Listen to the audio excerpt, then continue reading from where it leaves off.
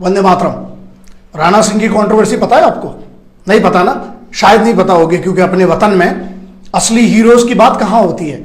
नकली चरसी घरदुल्लों का ट्रेंडिंग चलता रहता है सुबह से रात तक। राणा सिंह करके एक सिपाही है जो श्रीनगर कश्मीर में, मालूम है क्यों तैनात है? हिंदुस्तानी फौज का सिपाही इसलिए तैनात है कि तुम्हारे हमारे यहां पर सिविल में जहां पर भी आप हैं वहां पर आपके घरों को कोई आके कब्जा ना कर सके, या आप पर कोई आपको घसीट के, वो आतंकवादी अंदर आके आपको गोली ना मारे और आपको घसीट के आपको मारे ना, है ना, इसलिए वो वहां पर है। लेकिन उसके साथ क्या हुआ पहले सुनो और फिर उसके बाद इस पर बात करेंगे। सर मेरा नाम राणा सिंह है। सर मैं श्रीनगर में अभी तैनात हूँ, सेना में कार्यरत हूँ। घटना ये हुई कि हमारे पड़ोसी हैं एक लोग, तो जो हमारा पीछे खेत है उस पे जबरदस्ती मिट्टी डाल रहे थे या कुछ भी, तो हमने उनको ये समझाया कि भाई हमारे घर में कोई नहीं, हमारे पिताजी नहीं है, आप मिट्टी मत डालो। उसके बाद वो चले गए। उसके बाद हमारे ग्राम प्रधान रामू मिश्रा उसको रात में 3 बजे थाने भिजवा के मेरे नाम एप्लीकेशन दिलाया। उसके बाद अनिल कुमार विश्वकर्मा और हरिंदर जाट 2 सिपाही आए, बोला कि तुमको एसओ साहब याद कर रहे हैं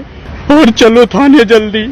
मैं थाने गया, हल्के दरोगा से बात कर रहा था, तभी अनिल कुमार विश्वकर्मा ने मेरे 3-4 झापड़ मारे। उसके बाद मुझे बैठा के बोला इसका 151 में चालान करो। किसी तरह वहां से निकलने के लिए मैंने हाथ पैर जोड़ के सुलह सपाटा कराया और जो विपक्षी पार्टी थी उनके सामने मुझे मार के भगा दिया, बोला तुम जाओ। सुलहनामा पे मैंने साइन किया, सब कुछ मैंने किया।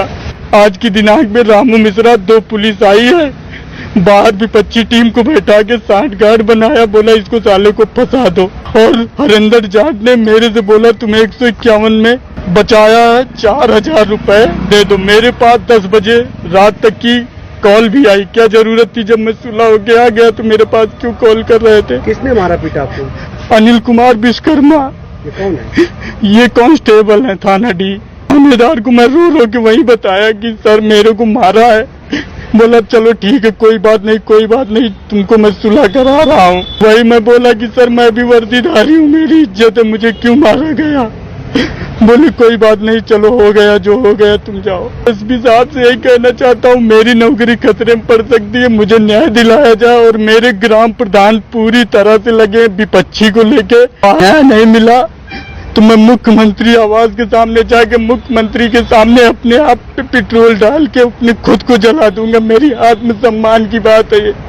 मैंने एसपी साहब कप्तान साहब से बताया, क्या बोला? उन्होंने बोला आपके साथ कोई कुछ नहीं करेगा, ना आपके खिलाफ मुकदमा लिखा जाएगा, इसकी जांच होगी और उनके खिलाफ कार्रवाई की जाएगी। मैं बहुत परेशान हूँ, मुझे न्याय मिलना चाहिए बस। हिंदुस्तानी फौज के एक सिपाही को एक कांस्टेबल पुलिस का मारता है। वहां का जो ग्राम पंचायत का जो अध्यक्ष है, जो भी है वहां का, उनका सरपंच जो भी है, वो इस पूरी साजिश में, मतलब जमीन के उसको हड़पने में साथ देता है। और इसकी कोई ना न्यूज बनती है, देख लेना कहीं पर भी, ना ये ट्रेंडिंग होगा ना इसकी कोई न्यूज बनती है। 2.5-3 मिनट की क्लिप है, मेरे पास जैसे आई मैं आधे घंटे के अंदर रिएक्ट कर रहा हूं। बहुत ज्यादा बिजी हूं अभी भी, लेकिन मेरे लिए जरूरी था, क्योंकि ये आपको समझना पड़ेगा। मतलब उस सिपाही के घर में जो श्रीनगर में पोस्टेड है, अपने गांव आता है, मुझे एग्जैक्ट ना अभी लोकेशन पता है, लेकिन मैं ये कहता हूं आपके पास जो भी जानकारी है इस सिपाही की मेरे साथ शेयर कीजिए। और जहां पर भी होगा और जिस भी राज्य का ये होगा, उस वहां के हाई कोर्ट में मैं इसका साथ देने तैयार हूं। मेरी टीम, मेरी पूरी लीगल टीम, मेरे काउंसिल सब लगेंगे। इसमें एक चीज सुनिए कि कप्तान साहब, मतलब जो सुपरिटेंडेंट ऑफ पुलिस है, एसपी नॉर्थ का ही लग रहा है, क्योंकि कप्तान साहब वही बोला जाता है कि आईपीएस अधिकारी को जो वहां पर एसपी होते हैं। लेकिन अगर जिला और हर चीज आपके पास अगर जानकारी और मुझे दे सकते हैं, दीजिए, पहुंचाइए, कमेंट्स में लिखिए। और इस पर ना इनको रगड़ना पड़ेगा, कैसे? कानून के तरीके से। आप वर्दी पहन के वर्दीधारी हो, सड़के पे हाथ चला रहे हो, उसके बाद कोई, यहां सब जिम्मेदार हैं। आप ये सोचिए कि आप लाखों चीजें फॉरवर्ड करते हैं। ये सिपाही का वीडियो अगर ये मुझे पता चला कि 10 से 12 दिन पुरानी अगर बात है, तो अभी तक इतना देर कैसे हो गया? क्योंकि ना ये ट्रेंडिंग हो रहा है, ना कोई समाचार में दिखाया जा रहा है, क्योंकि हमारे साथ तो लोग दूसरी चीजों में बिजी हैं। मुद्दा यहां ये नहीं कि कौन किस में बिजी है, मुद्दा यह है कि आप किस में बिजी हैं। आपकी कोई जिम्मेदारी नहीं बनती। ऐसा जब किसी एक सिपाही के साथ होता, वैसे तो बहुत 15 अगस्त तो 26 जनवरी को हम डीपी बदल लेते हैं और जय हिंद वंदे मातरम इंकलाब जिंदाबाद बहुत होता है।